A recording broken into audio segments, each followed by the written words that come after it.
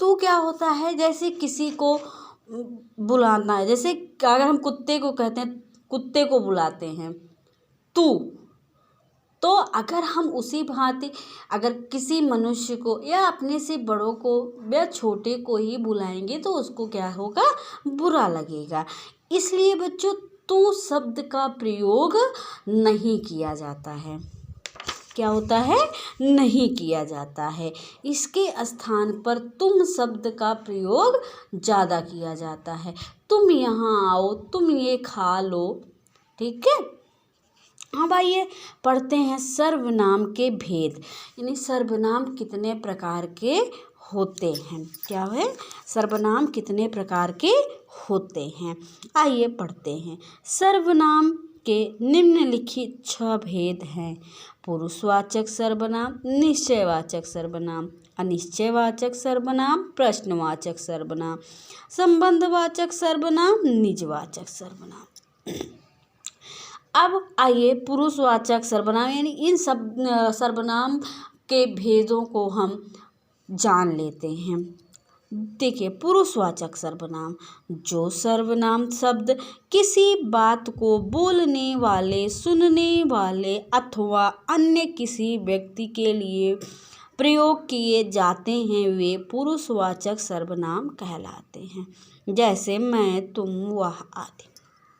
बच्चों पुरुषवाचक सर्वनाम, पुरुषवाचक सर्वनाम क्या होते हैं। पुरुषवाचक सर्वनाम प्रयोग होता है बोलने वाले, सुनने वाले और किसी तीसरे व्यक्ति के लिए।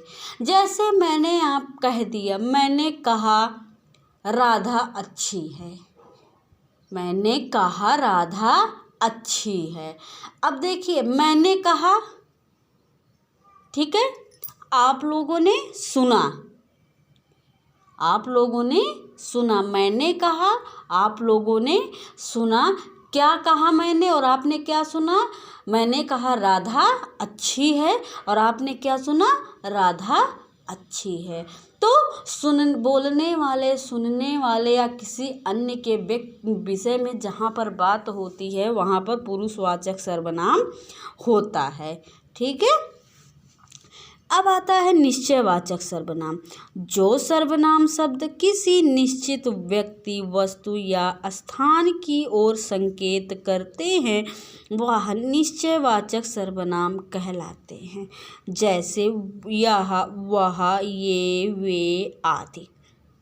निश्चयवाचक सर्वनाम, बच्चों जिन सर्वनाम शब्दों को किसी निश्चित व्यक्ति या वस्तु के लिए प्रयोग किया जाए, ठीक है। जैसे क्या, बच्चा गेंद हाथ में लेकर बोला ये मेरी है।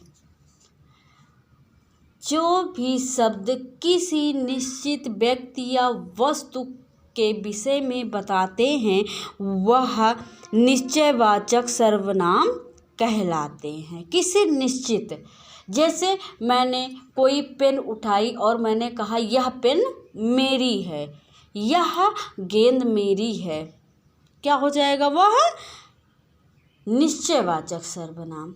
क्या हो जाएगा, निश्चयवाचक सर्वनाम। अब आइए अनिश्चयवाचक सर्वनाम पढ़ते हैं।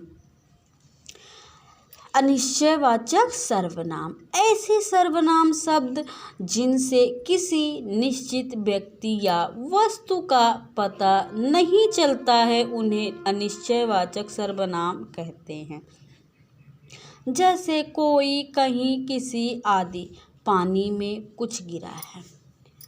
अनिश्चयवाचक सर्वनाम, बच्चों अनिश्चय, जो किसी भी व्यक्ति या वस्तु के विषय में निश्चित बात नहीं बताते हैं वह अनिश्चयवाचक सर्वनाम कहलाते हैं। जैसे दरवाजे पर कोई खड़ा है। अब क्या है, दरवाजे पर कोई खड़ा है, कोई तो है लेकिन हमें इस बात का पता नहीं है कि कौन है। हो सकता है दूध वाला हो, पेपर वाला हो, सब्जी वाला या कोई भी हो।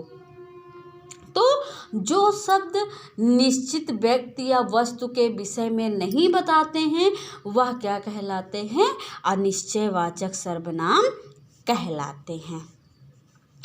चौथा है प्रश्नवाचक सर्वनाम। प्रश्नवाचक सर्वनाम क्या है? जिन सर्वनाम शब्दों का प्रयोग प्रश्न पूछने में किया जाता है प्रश्नवाचक सर्वनाम कहलाते हैं। जैसे क्या, कहाँ, किसने, कौन आदि।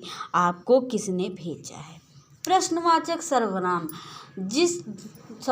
जो शब्द किसी व्यक्ति या वस्तु के विषय में प्रश्न पूछते हैं या प्रश्न करते हैं वह क्या कहलाते हैं? प्रश्नवाचक सर्वनाम कहलाते हैं। क्या कहलाते हैं बच्चों?